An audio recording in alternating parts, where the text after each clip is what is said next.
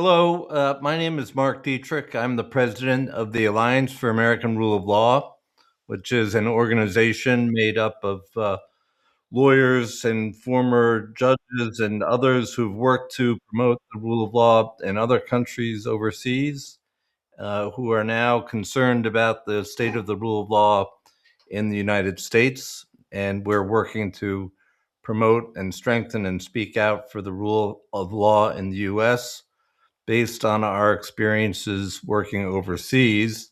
And as a part of that process, we are conducting a series of interviews and podcasts with experts both in the United States but from overseas. And today I'm very pleased to say that we're joined by uh, Mehmet Tank, who is a former Turkish judge and a former representative of the Turkish Judges Association, Yarsav, which was dissolved in 2016 at the time of the attempted coup in Turkey. At that time, Judge Tank was one of thousands of judges who were arrested and dismissed from their positions and convicted of crimes. And we will be talking about that more with Judge Tank in a minute. He was convicted to 8 years and 9 months in prison. He served 5 years in prison in Turkey, was released, and then charges were again reinstated against him, and he had to flee the country. And he joins us today from Switzerland, where he is living in exile. And Judge Tank is obviously keenly aware of the threats to the rule of law, the threats to an independent judiciary, and as an outspoken representative of judiciaries around the world, talking on behalf of the independence of the judiciary and on behalf of the rule of law. And we're really pleased to have Judge Tank join us today. Thank you, Judge Tank, and welcome. Thank you very much, Mark, and the Alliance for the Rule of Law, the American colleagues, for inviting me, giving the floor to speak on this hot topic, actually, for the member of the judiciary. Thank you so much for having me, Mark. Judge Tank, I thought we would start by just asking you to tell us a little bit more about your career, how long you were a judge for, what kind of judge you were, and just give us our viewers a little bit more information about your background and experience working as a judge in Turkey before the events of 2016. Yes, thank you, Mark, again. My name is Mehmet Tank. I'm a former Turkish judge. I spent nearly 2 decades in Turkish public positions in the bench, serving 3 years as tax auditor in Minister of Finance, then in the Minister of Justice. I worked more than 11 years in the judiciary in the bench. And also following I represented Turkish Judges Association both in domestically and also internationally. I also researched my PhD. I conducted a sabbatical in the United States, Penn State Dickinson School of Law. And then, these are the initial information I can provide.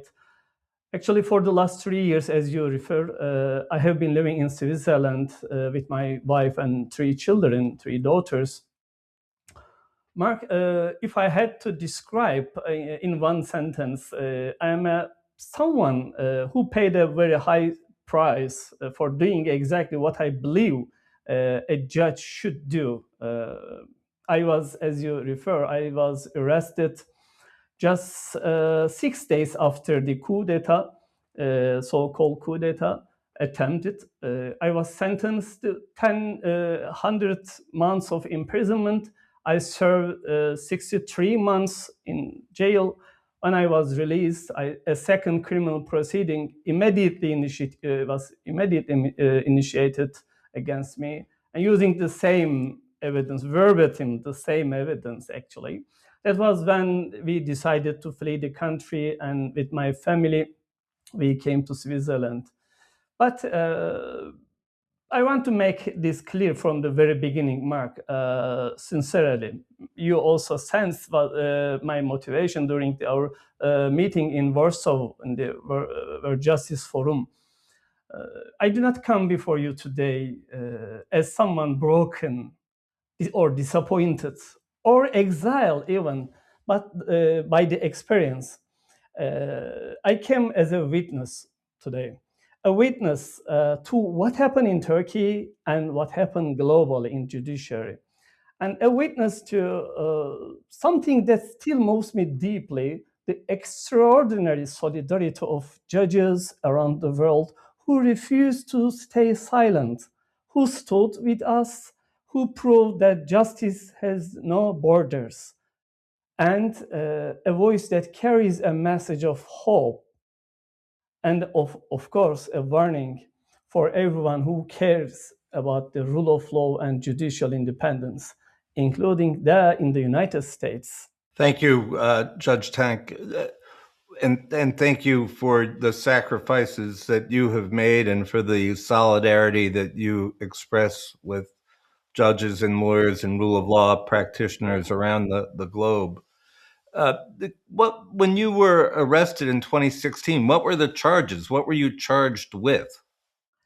Actually, I can start with this arrest decision, but maybe some background could be helpful. Also, you actually asked for it. Mark, everything starts with your father, with your family, with your root. Everything changed your life and determine your entire life and your struggle as well.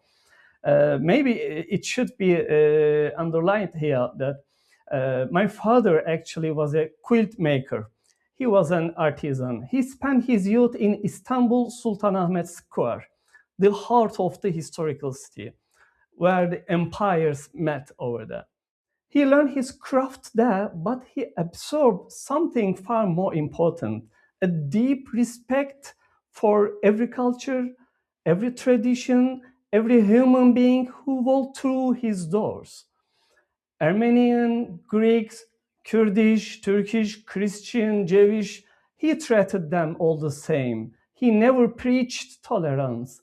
He simply lived it.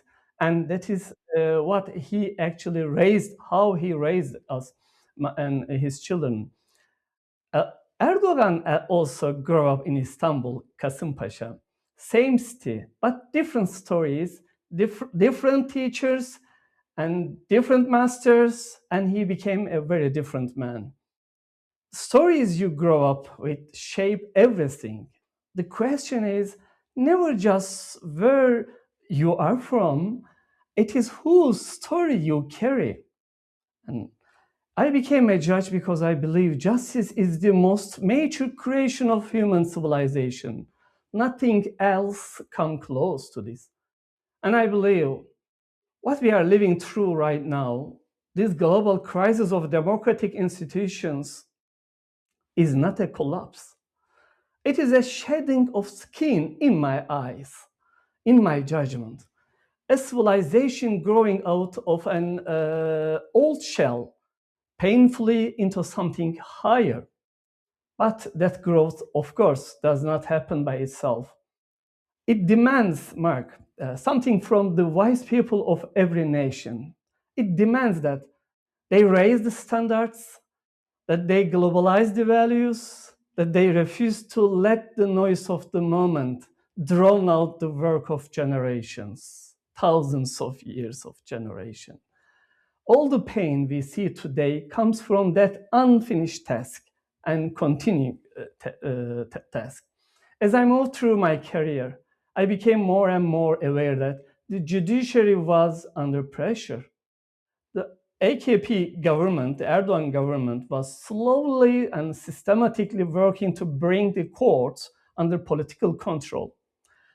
To secure loyalty, illicit benefits were offered, land, housing, favorable loans, all were distributed and still.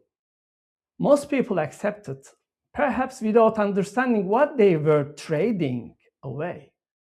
I joined Yarsaw in 2006, immediately after I became judge. The Turkish Judges Association, YARSAO means, the only association, because I believe judges need to speak with one clear voice in defense of their independence. I represented the Turkish judiciary in the international forums, particularly after 2010. Participated in the EU judicial forums, reform projects, and then I was elected by the International Judges Association General Assembly as vice president of its first study commission, which deal with the status of the judiciary. I believe one of the significant tasks that IAJ function. And the IAJ also, as you know, represent more than 90 countries, civilized countries, judicial associations worldwide. In 2016, just months before my arrest, I published article and many articles, but one of them is significant in the IAJ newsletter. I was warning the world about radicalism, the collapse of Turkish judiciary, and what was coming. Nobody fully understand and believe it, yet in that time, 6 months later, I was in prison. Maybe we need to a little bit go back. In December 2013, major corruption investigation targeted Erdogan's and his inner circle. For him, of course, this was the moment everything could end.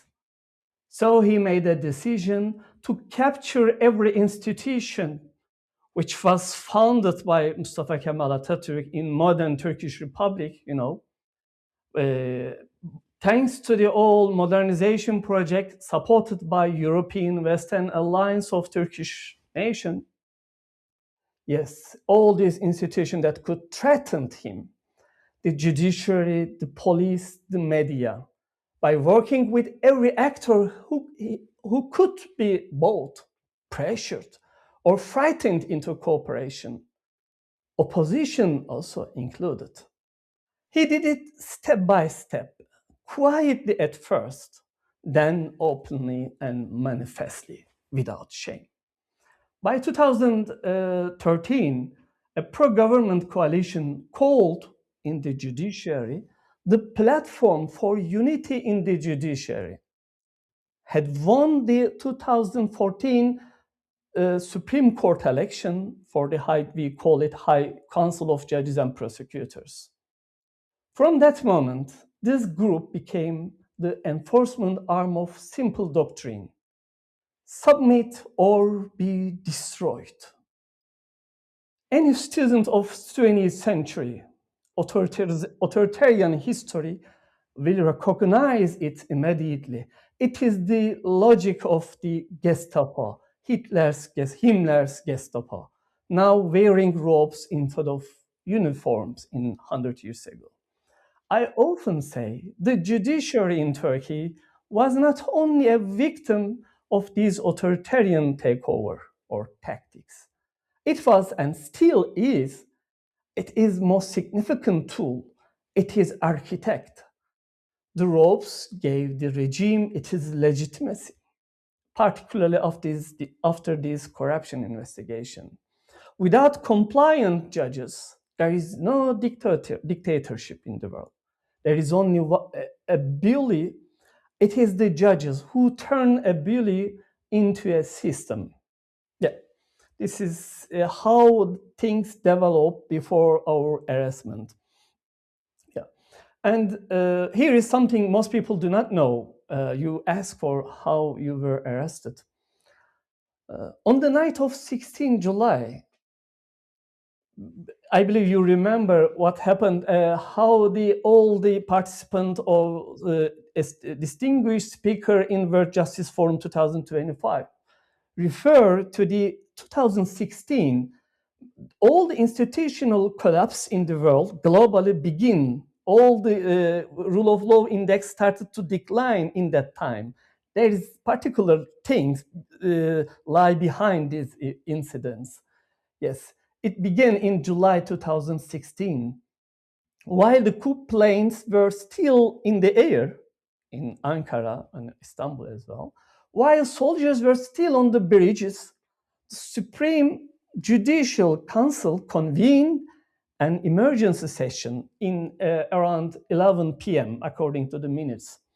Before a single military officer, 15 July, Friday evening, before a single military officer had been formally arrested, they had already prepared dismissal, the council, and the detention orders for around 3,000 judges and prosecutors.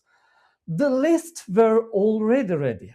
By morning, they were circulating in Excel files with the blacklisting, with the informations all about for these judges and their families, including my wife's story over there. This was not a reaction to a coup. This was a pre-planned and perfectly mastermind organized purge waiting for its true moment. I understood this immediately what was coming. I headed toward the Georgian border to flee the country in Saturday, actually. I waited there in hiding for 6 days because every border crossing had been shut. I was making plans to cross through the mountains or forest over there on foot. That is when they found me in Artvin, which is actually where my ancestor came from. My grandfather was born in Batumi in 1853, but my grandfather moved to Sakarya, nearby Istanbul. And I was brought before the prosecutor and magistrate judge. I gave almost 5-hour statement. They tried to, and they achieved in sometimes to stop me. But I knew this story, and I know what is gonna happen in Turkey. And before being arrested, I just wanted to give the message by these minutes, by these court records. And after I was arrested, several months later, I achieved to dismiss it, to deliver it via some secret ways to my colleagues, even in the United States. They get my records, but most of them were already, cleared. Most of my statements. I want you to understand the scale of what happened in that night and following 10 years. In a single night, almost 3,000 judges and prosecutors were dismissed and arrested across Turkey. By the number, over 3 million people investigated, more than 700,000 prosecuted, over 500,000 of them were arrested and still continue the arrest and detention. Not for acts of violence, not for conspiracies, but for who they were, for the associations they belonged to, the books they read, the banks they used, the civil values they believe in, and they defend for it. They stick to it. On April 18 and 2018, a date I will never forget, there was a hearing where I was convicted and sentenced to 100 months imprisonment. European colleagues had come to Gaziantep courtroom specifically to observe that hearing, to show their solidarity. They sat in that courtroom and watched as judges issued a verdict that had nothing to do with evidence and everything to do with political instructions. And I told them yesterday I was a judge. Today I sit as the judged. But there is one role that never changed for anyone, for every human, the role of witness. That is what I told the court, and at my first, actually, it was my first hearing. I looked at those judges, their eyes, and said, "Today you judge me, you can. Pay your full attention, please, to my defense. You will have no excuse for your judgment. But do not forget, I will also serve as a witness in your trials, how you conduct your task, your proceeding as well. Before the greatest court of all, on God's judgment day, I will be your witness. And then, of course, I spent more than 63 months in prison. And I want to tell you something about those years that may surprise you, I believe. Prison in Erzurum, quite eastern part of Turkey, famous for its cold winters. And I asked several times to be brought to the city where my family lived, but they always rejected. They put me quite isolated place. Having difficulties to reaching out the lawyers and quite isolated, and then also journalists. I was kept, meaning, with purpose, quite isolated. Prison, in its strange and brutal way, became a school for me, I believe for many. I had enormous amount of time to think about what truly matters in your life. I wrote more than 360 pages of appeal because I was arrested pending trial. I observed my fellow inmates. I watched people carry extraordinary pain with dignity and without hatred. This is important. They never disclosed such a hatred, just waited to be understood what they sacrifice. And I came to understand something about justice, that no law school had ever taught me. Justice is not just a legal concept, abstract concept. It is a human need. It is as essential to the human spirit as oxygen is to the body. I also want to say one word about my wife, Sevgi. She was also tax auditor.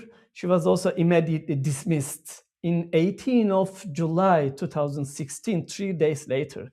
And she was forced to move from the apartment, which were for all judges, many of judges, provided by the government. Within 15 days, she was enforced. With 3 years of girl, she had to manage all the stuff to clean up all the ruin behind us. The courtroom, she emptied the houses, and she took refuge to her grandmother's house and lived there 5 years with 3 children. Yeah. And when our struggle reached their most dangerous point in 2014 and 15, I asked her, "Hey, Sevgi, are you ready for what may come for us?" It was, again, 2015. I know the time. In the balcony of our apartment in the city of Mersin, she looked at my eyes and said, "This is not just your fight, Mehmet. It is a fight for all of us, for our country, for our future, for the future of our children." She is the real hero behind all this story, and my children as well. They were 2 years old, 6 years old, and 10 years old when I was arrested. Beautiful 3 girls, children. And she, my Sevgi, she is the real hero of this story. She and our 3 daughters, who have rebuilt their lives in Turkey and then right now in Switzerland, with a courage that humbles me every day.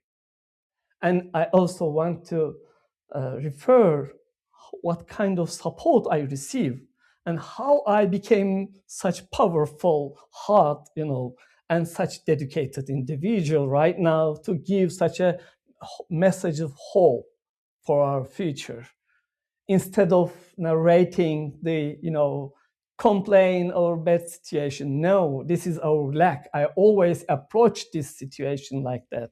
It's a chance for us. This is a part of the story I most want your American colleagues to hear. Because without it, the story is only darkness. And this story has light. In the world, we have seen thousands of similar cases: arrest, decision, killing, massacre, and in the war situations every day. But this is different.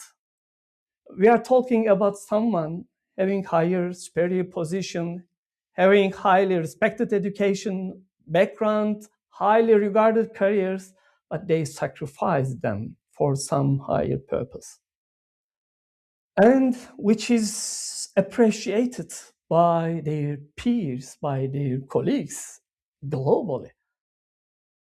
Four major European Judges Association, I like to call EAJ, European Association of Judges, MEDAL, the Association of European Administrative Judges, and Judges for Judges, also together with the support of the IAJ, biggest judicial organization globally. They did something that had never been done before in the history of the international judiciary. They came together within a couple of days, and we exchanged email during that 6 days. I informed them when I was I was searched for in the border. They came together and formed a single joint body called the Platform for an Independent Judiciary in Turkey.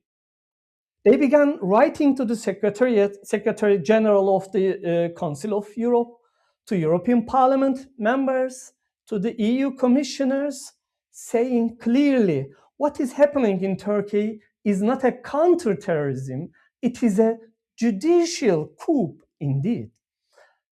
What happened then? The European Network for Judicial Councils immediately suspended in September 2016, suspended Turkey's Supreme Judicial Council and later expelled it.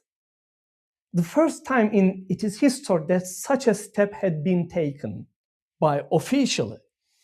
The EAJ, European Association of Judges, established a provident fund to support the families of dismissed and imprisoned Turkish judges.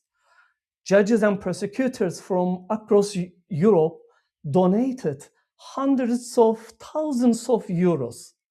These funds were delivered to families in great secrecy, because even receiving foreign support could be used as evidence against them, not for the European judges, not only for them, but also for the receiver, the families, relatives.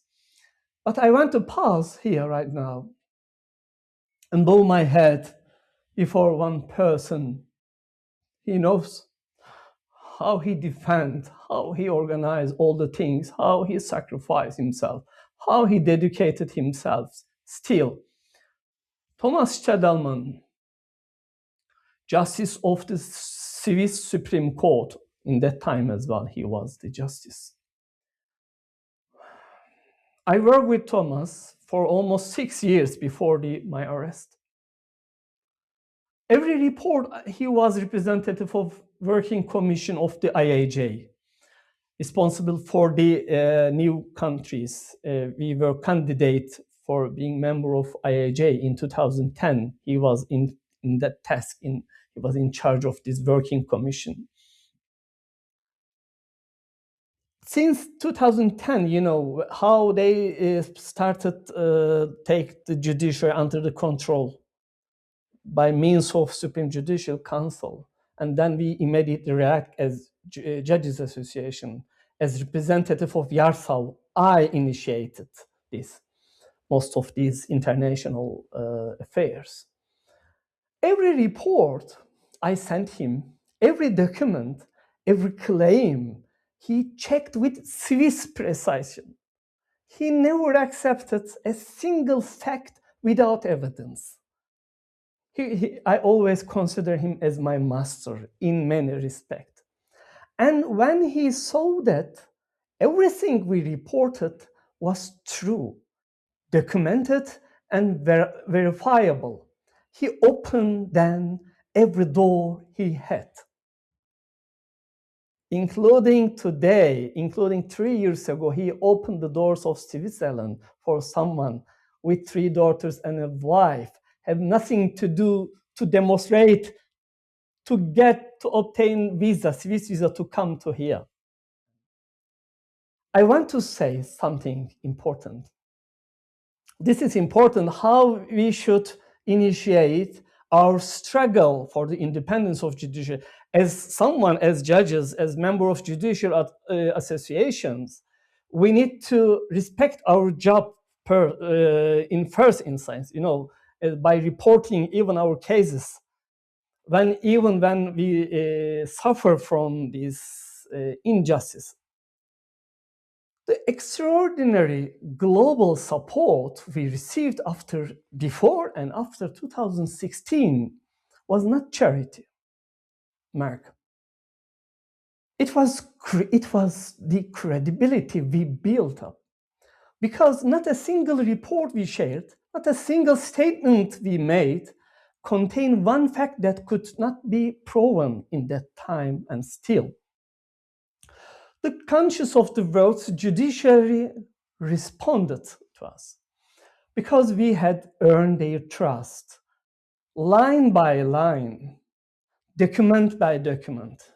And Thomas Stadelman is a man about whom books will be written, definitely. He has not been able to set foot in Turkey for 10 years, just because of that.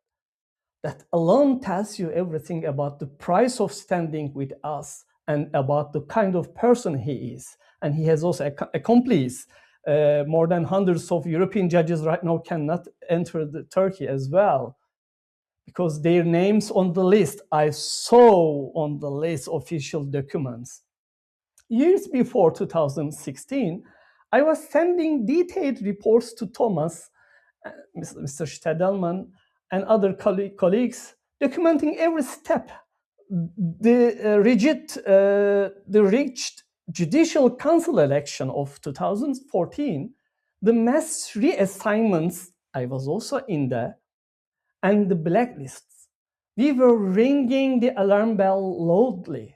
The evidence was all there in our reports. The tragedy is that the world only listened after the catastrophe had already happened, but not the judiciary, European and our Western colleagues, Margaret McHugh, Alison Duncan, Royal Ferguson, all of the chair of the American Federal Judges Association we conduct. Just 2 months, in June or May, probably in May, the president of ABA, Paula and Margaret, paid a visit to Istanbul and asked me to accompany them during their negotiation with Turkish Bar Association and some other figures in that time. I warned them what's upcoming. And Margaret told me in that time, Mehmet, after all the meetings, we spent 3 days, I believe, 2 or 3 days. She taught me, I never understood in that time. Mehmet, we need to learn something from your experience. I didn't give too much attention and I didn't understand what she mean. And then I realized, and etc. Yes. In October 2016, while I was in prison on terrorism charges, also with the coup d'etat, I was arrested for 2 accusations, one composing life imprisonment. And the IAG General Assembly elected me in Mexico City General Assembly as Vice President of IAJ First Study Commission for a 3rd consecutive term. The statutes normally allow only 2 terms. They made an exception for me just to show their solidarity. And they were sending a message to the world We don't buy what the Erdogan's regime, what the whole entire judiciary sell out. And in 2017, the Parliamentary Assembly of the European Council of Europe awarded the Václav Havel Human Rights Prize, which considered as Nobel for lawyers in law, to the Murat Aslan, the president of Turkish Judges Association, who had been in prison since August 2016 for 10 years, still in jail he is. He was deprived from parole and conditional release rights. He was sentenced to 10 years imprisonment and served entirely. At my own trial, a group of judges, as I said, came to Gaziantep, watched and documented to the world. They reported to the judicial circles. And I received a letter of 8 pages long, signed by 88 IAJ delegates, each one saying, "We see you, we stand with you, and you are not alone." Would you believe me, Mark, if I said that sitting in my prison cell, reading these letters, my wife somehow secretly make it happen possible, watching the public statements of European judges and Supreme Court justices helped me forget the pain. During 5 years, I never regret. I never felt any kind of pain. I always have just strength, power, and determination as a result of such a strength, such a support of wise individuals of global world, civilized world. Truly, no one understood the meaning of our struggle in Turkey better than they did, and they represent the heart of their nation. From my prison cell in Artvin, I also wrote the Chief Justice of the Italian Supreme Court, Giovanni Scanzio, after I read an article on the newspaper that they, together with Italian Supreme Court justices and Chief Public Prosecutor of Supreme Court and the chair of the National Journalists Association in front of this Italian Supreme Court, and then just to publicly defend us. And I told the Justice Canzio that the torch you lit is a beacon of hope, not only for Turkey, but for every society that carries the seeds of the Enlightenment while living through its darkest hours. I asked him for one thing, not for myself, not for the other imprisoned individuals, but to keep mobilizing, to ignite a new enlightenment based on law and justice. I must also mention Judge Margaret McHugh, former president of the FGA, Seventh Circuit Court judge. She wrote about me specifically in a major address on a democracy and rule of law, and then published in Virginia Journal of International Law after I fled the country. She called me, but I sent a message to the quadrennial Federal Judges Association meeting, which is held each 4 years. And she asked me to write a comment and to send my impression, my feelings, and she delivered in that meeting in 2022. I was in Turkey in that time after I released. I dared to write. That is why I had to flee the country to speak, continue to speak, and encourage my colleagues in Turkey and also globally. And she called me in that conference and then in this Virginia Law Journal's article as a longtime friend, a testament to hope and perseverance and hope for the rule of law. To hear those words, to be seen in that way by such a distinguished American colleagues, that meant more to me than I can express. And in December 2020, while I still in prison I wrote a handwritten letter to the Justice Amy Coney Barrett because of her appointment, congratulating her on her appointment to the Supreme Court. I was a convicted terrorist in a Turkish prison cell, but I still believed in the American judiciary because I had met several years ago in that time the Chief Justice of the Roberts Supreme Court in 2013 when I was in my sabbatical in Penn State. I had a chance to visit the Supreme Court after an invitation, a kind invitation of the court. And we spent 2 hours together with Chief Justice. And I learned how the court law you have, your judges, the other Supreme Court judges as well. I knew what American judicial independence looked like when it was alive, and I believe it is still alive. And I wrote that letter because I wanted to say, please guard it. Guard the rule of law. Guard what your ancestors built up. And you represent the highest. This civilization is a cultivation, is a cumulative consequence of or fruits of all civilization. Right now, currently is represented by the Western nation. I hope we can promote it. And a few months ago, Mark, after all this stuff, I was invited to London to an event organized by Justice Organization, a UK's prestigious organization, and for rule of law organization, And over the dinner, which I shared our story using the Lord of Rings as a map because it fits perfectly.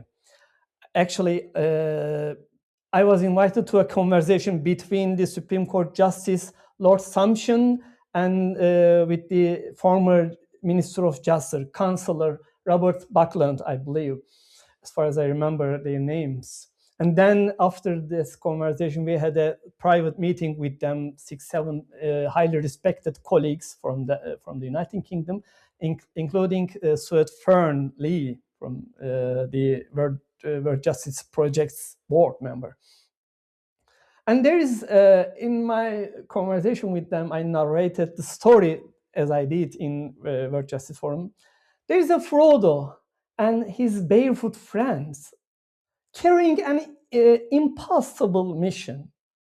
And around them, Gandalf's noble kings, and his alliance, and wise counselors, brave soldiers, all choosing to stand with the small and the powerless against an overwhelming darkness. The former minister then turned to me and then asked, hey, Mehmet, who was your Gandalf? I said, without naming the names, except Thomas Stadelman, that my Gandalf was the network of European and Western and American, all these international judges, also Spanian. I like Portuguese, I like to name Jose particularly. And a lot of names should be narrated, referred here.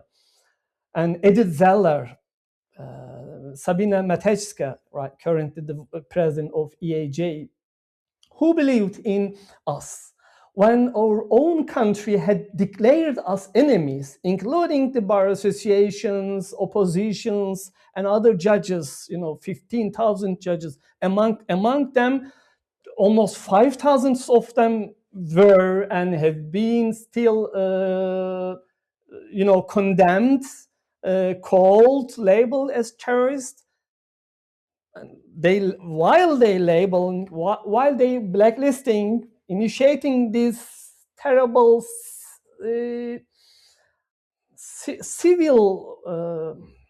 civilian death process, I should call it like that. And then Justice called me. Who was your Gandalf? Yes, all these colleagues were Gandalfs of us. Who wrote letters when I was in jail? I received a lot of letters from global representative of judiciary, who sent money secretly, more than 400,000 euros. I didn't accept this offer because I was vice president of the IAG, but just as a symbolically, but I couldn't have a chance to do so. But they delivered. Hundreds of judges received this help, which was so helpful to sustain their basic stuff. Yeah. And Judge Tank, I want to ask you a couple of questions. please, We're almost at time here, and I wanted to get in a couple of questions for you. sorry. Uh, One question, you referred to the article that you wrote for the International Association of Judges before the arrests happened. Yeah, right. What were the warning signs that you saw that were threats to the judiciary, and what do you wish judges, lawyers, judges associations, and other groups had done before instead of after Yeah, right. the events of 2016? This article actually has a story begin in 2014 after Charlie Hebdo attack in Paris. In that night, we exchanged email with French colleagues, and then I expressed my feelings, my condolence to the president of French Judicial Syndicate. And then several days we continued this exchange. Then our French colleague asked me to deliver my message to all French judges, how their colleagues from Eastern world feels and support their struggle with this kind of events. Then it took 1.5 years after that, and in 2014, 15, and 16, it was published in June, just one day before Orlando attacked in 11th of June. And I also sent my condolence message to the FJA, American Judges Association. We are in such solidarity, such collegial friendship we always in. And then in that article, which later on transformed an article after all these exchanges, I try to reflect my reflection, that after Arabic Spring in 2011, the mass of migrants came to European coast borders. Tens of thousands of them started to shake European society every year, every month. I wanted to warn and also Turkey as well. We were sharply also hit by this mass of millions of Syrian and other Iraqi and other refugees. They had to take refuge, all these innocent individuals. And then, but I also use this article to reflect on the face of this issue, but I also put maybe tens of footnotes explaining how the corruption investigation continue. But I put them in the footnote just to refrain from domestic and other punishment from the executive or our judicial council. I wrote it in English. I never narrated in Turkey, but of course it was almost 1 month after that coup d'etat happened and everything started turn different direction. But I try to secretly deliver my messages in that article, again with evidential substance and documentation. And we need to be careful. Today and the 10 years prove that my warnings were quite legitimate and rightful. It should be taken into consideration that we are not the Turkish one, not the Turkey or the Arabic countries, Northern African or Middle East countries, but in fact the Western civilization, which is our cumulative efforts fruits of our, it belongs to us, not to European, not to American, it belongs to Chinese, Afghans, to, all the civilization can claim that we have some part over there. Right now, this is the fundamentals, that is being eroded, that is being threatened by these developments. And the rule of law actually is being threatened, is being shaken, is being tested by these mass migration, issues, which is used, abused as a means to turn the entire world to the, Hitler rescue times, or, the old time, Middle Age, because the world changing its skin, as I refer, they know very well, if they let us go further, if we collaborate to promote the rule of law, if we sustain and if we dedicate ourselves to such a noble values, and we do actually, we are about to achieve it, and we are being tested whether or not we really deserve it or not. This is our Judge, test. Yeah, it was my Judge Tank, message. I tried to deliver. thank you, Judge Tank. And I guess that's a good place to try to wind up, because we are at about time on the interview. But is there anything else that you wanted to say that gives us hope that we should be sharing with our colleagues around the world who believe in and trust in and hope in the rule of law? What is giving you hope these days? Actually, this is the question, I ask myself every day. I have come to some honest and sometimes uncomfortable conclusions, but I'm always realistic and optimistic. Justice Ministry of the UK, he told me, Mehmet, you are so optimistic. I corrected it. No, please don't call like that. I am a realistic person. I'm an expert of evidence assessment. I researched the American evidentiary issues and my PhD on evidence assessment. That's why always my colleagues complain about my long explanation always, just to substantiate what I defend, what I pen, to justify them. And my expectation, my hope for the future of human being, or civilization, I have legitimate and substantiated expectation. And the greatest failure was the silence of those who knew better. We have also current crisis. When judicial independence began to be eroded slowly through small compromises, too many judges looked away, and they accepted some benefits or some protection. They kept quiet. This is important point, the lesson we need to take. And independence is not a one-time gift, it's a daily choice, actually. Every day, a judge accepts a favor from power. Every day, a judge issues a verdict they know is wrong. Every day, a judge stays silent when a colleague is persecuted in Turkey and also in the world, in many worlds. And that is the day the judiciary takes one step closer to becoming an instrument of the oppression and authoritarian slide. For lawyers and bar association, I also need to address them. Lawyers are the first line of defense. Also the journalists, I can add. When the judges are pressured, when the clients are denied their rights, when evidence is fabricated, lawyers are in the room, they see it. If they do not speak, the corruption spreads and encourage the corrupted ones.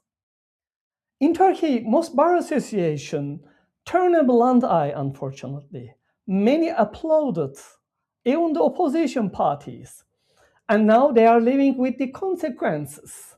In country where the law means whatever those in power decide, it means that the mayor of Istanbul, a promising candidate for the presidency, he has been jailed for more than a year, and a lot of other big cities mayor in jail, and some other journalists as well. And many activists, Osman Kavala, Can Atalay, and Selçuk Kozağaçlı, Murat Arslan, some other judges, academics, lawyers, human rights defenders are in jail and is being jailed today continue. But in the American side, the American bar has a proud tradition of independence, and also your judiciaries, of course. Please guard it. Use it, because once it is gone, it is eroded. Getting it back is very, very costly. Turkey is your evidence. I told one of the American ambassador, a former ambassador, when he paid a visit just to show their solidarity with me, actually dispatched by an American to represent some American colleagues. I told him, he was in charge in some mega operation and mega, ambassador position, diplomatic position he holds. And please keep America as a democratic and a rule of law country, because you haven't tested yet any corruption. Your empire, your state, it's a promising one, but never tested in such extent we lived. We are living, I grow up in a country, in a land that faced a lot of corruption of empire. It's a graveyard of civilization and empires. And we learned lessons, we took lessons from Ottoman Empire, Byzantine, Roman, Hittite, Sumer, etc. And we took that lesson. And I am the person who can give that message truly. And we need to promote what you raised. Please let me help or somehow collaborate with you. You cannot actually tell the other nations how you build up, because self-declare is not good, not accepted commonly. But I appreciate what kind of democracy, what kind of rule of law, what kind of judicial independence your ancestors build up. I search, Marshall and other Supreme Court justices. I know their stories. I'm a first-hand, witness of how your brilliant federal judges and academics, professors, they dedicate themselves. And I'm a unique person in that regard in Turkey, and also face such difficult situation in Turkey, dare to challenge and sacrifice himself together with thousands of others, together with hundreds of thousands other civil public service, public servants and civil also citizens. And yes, we did, and we need right now to collaborate together. And at one point, actually, I like to say, in Turkey, the legislature also abdicated during that time. Even the main opposition party stood alongside Erdogan at Yeni Kapı rally. I need to refer it on August 7, 2016, effectively endorsing the purges in judiciary. They never regret to what they did and what they have done so far, keeping silent, turning into blunt eye what happened, how they blacklisted the member of judiciary, how they dismissed, how they were arrested, and they just turn as blunt eyes and in silence. And what they were actually doing was removing the last barrier between the people and unchecked executive power. Right now, they are experiencing the consequences of their silence, and politicians and intellectuals who remain silent when the judiciary is attacked are not staying neutral, actually. They are choosing a side, and history will record that choice. And of course, the citizens, when government uses such fear, terrorism, instability, economic anxiety to justify dismantling the institutions, fundamental institutions that protect individual rights. Ordinary citizens often choose safety over freedom. That is understandable, but it is fatal for democracy. Do not curse your rulers, for they are your mirrors. This is what I believe. A society that does not demand integrity from itself cannot demand integrity from its leaders. The ordinary citizens of Turkey were not simply deceived. Many choose comfort over principle. And the country they live in today is the result of that choice. I think that's a good warning for us to conclude on, Judge Tank, and we're at time. So let me just thank you for sharing all of your thoughts, your wisdom, and your experiences, as difficult as they were, with our audience. And let's continue the dialogue. I think it's important that all judges and former judges and lawyers around the world stand together to stand up for the rule of law. So thank you for your time today. Thank you, Mark, for listening to me, giving the floor, the microphone to share our experiences. I hope we are going to continue this conversation, which is helpful. Stories are so important, and these messages should be delivered, which I do not narrate my own story. I try to reflect how such a hundreds of thousands of individuals sacrifice for these civic values, and how our Western colleagues, Western intellectual appreciated what they have done for them, and right now, we are gonna see the consequences of our efforts.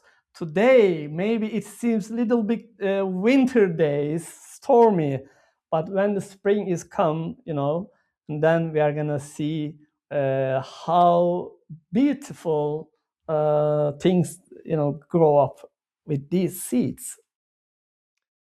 Thank you very much.